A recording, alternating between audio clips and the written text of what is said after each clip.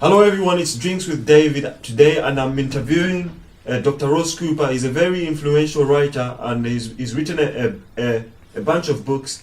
And welcome, Dr. Ross. Nice to meet you. Nice to meet you, David. Yeah. So can you please tell us a bit about yourself for people who don't know you? Sure. I'm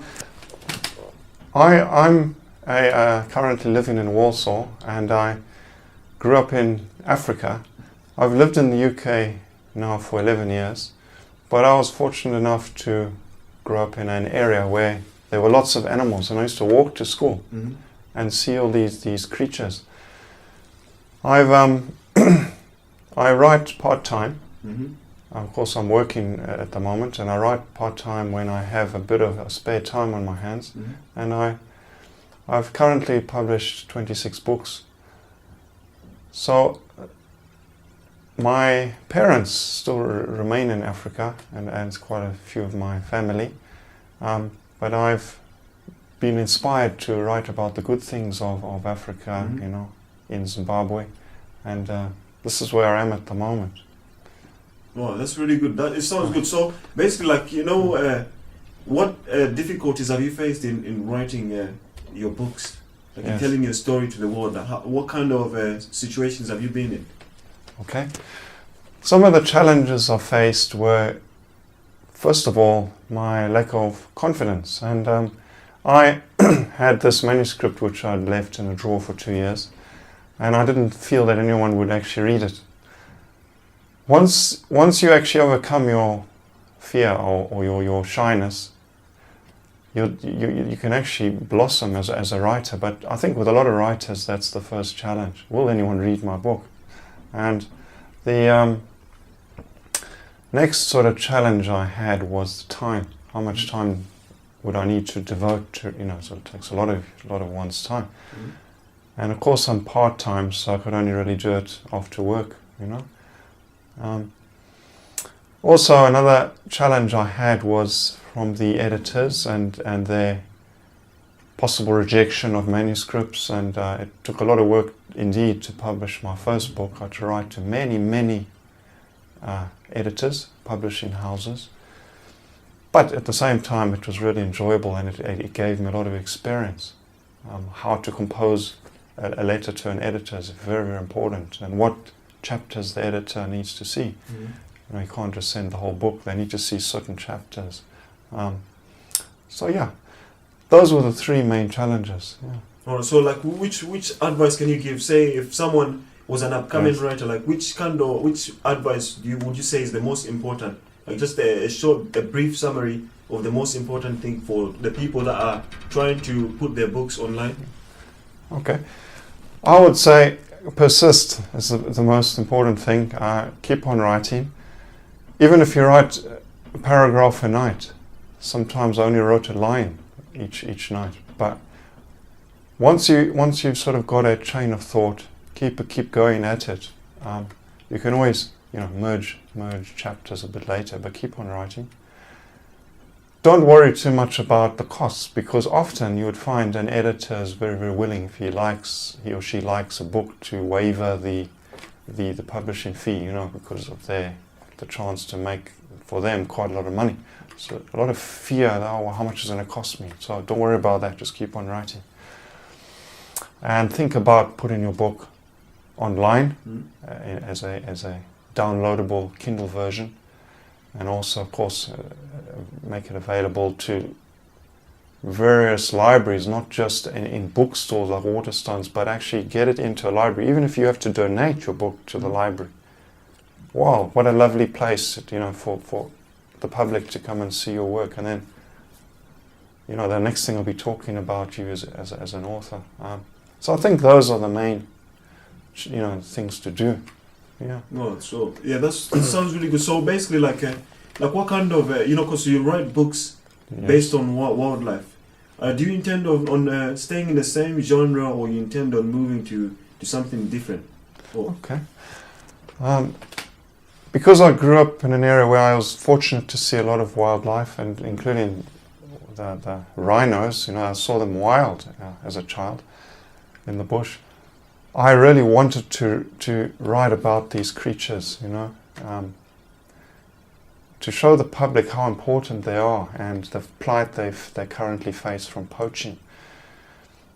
My wildlife has touched many kids' hearts as well, particularly in the diaspora communities, where I've written about insects, animals, and they've really appreciated that. And some of my writing has also included poetry on animals, and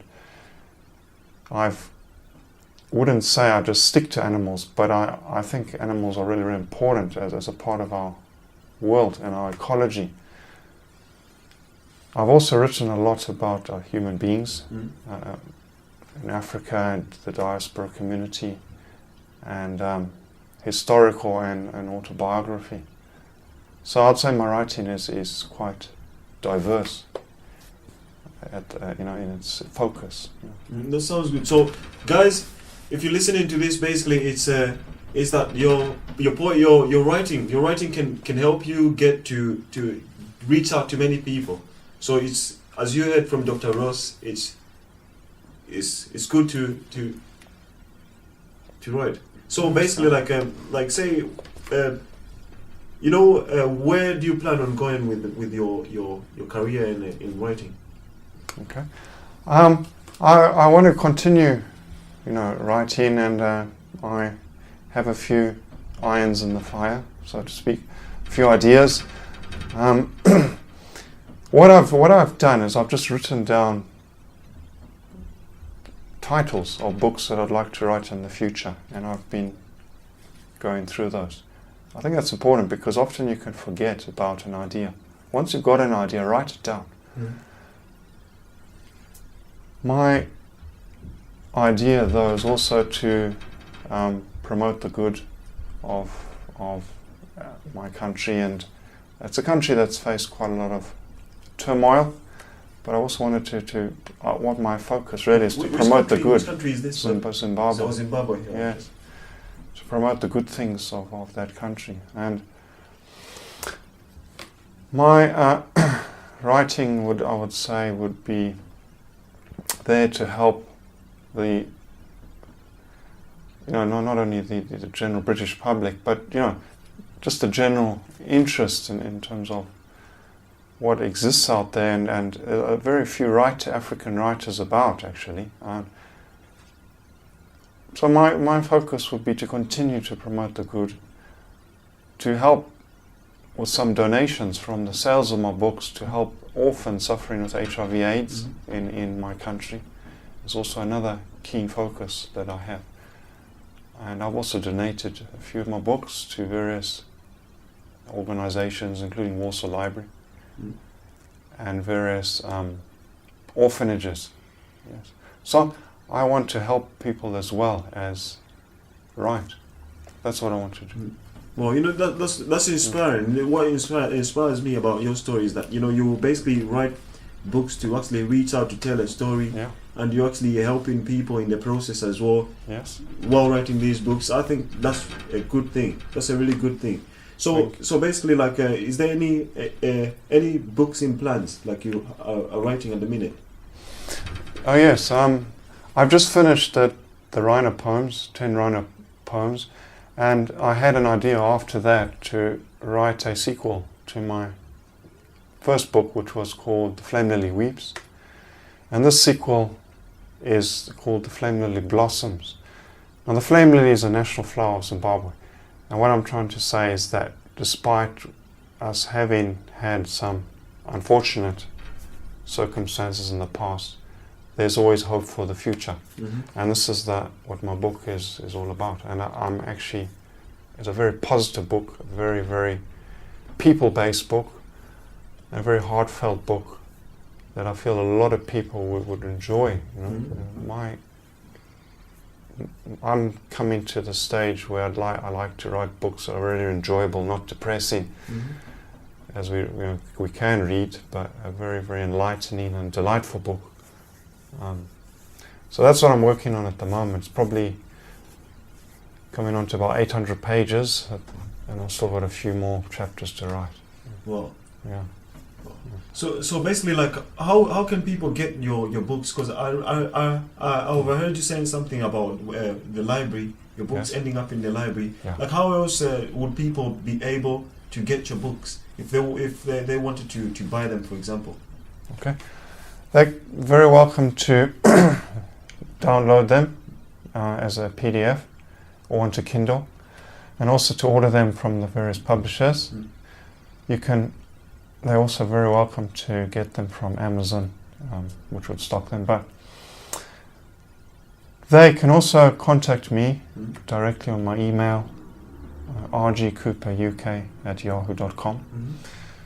But a vast proportion of my customers would buy them direct from the publisher. However, there are a growing number that are using Waterstones as their point of focus to order books. And in the United States, Barnes and Noble is also a very, very useful area where people can walk in and say, look, I'd like to buy a copy of Ross's book, and this is the title, this is the ISBN, and the bookshop is more than happy to get it. However, I'm very, very willing to get a copy for any customer if they contact me directly on my email. Yeah. So basically, do you do Amazon, by the way? Amazon? Yes, Amazon, yeah. Oh, right, okay. They're all stocked on Amazon. Yeah. And as we know, Amazon is one of the biggest retailer markets, at the moment. And they're particularly brilliant at stocking and promoting books of all sorts. And all my titles are on there. There's a few as well with the publishing houses. With Publish America, there's Lulu Publishing, and there's of course the one based in Kent, Numa Springs Publishing. So yes. Yeah. Wow. All right. So thank you, Dr. Ross. I really appreciate your time Thank for you. appearing on this show. And if you want to get Dr. Ross Cooper's books, go on Amazon and type in Dr. Ross Gordon Cooper, and you're going to find all his books there. So thank you everyone for watching this show.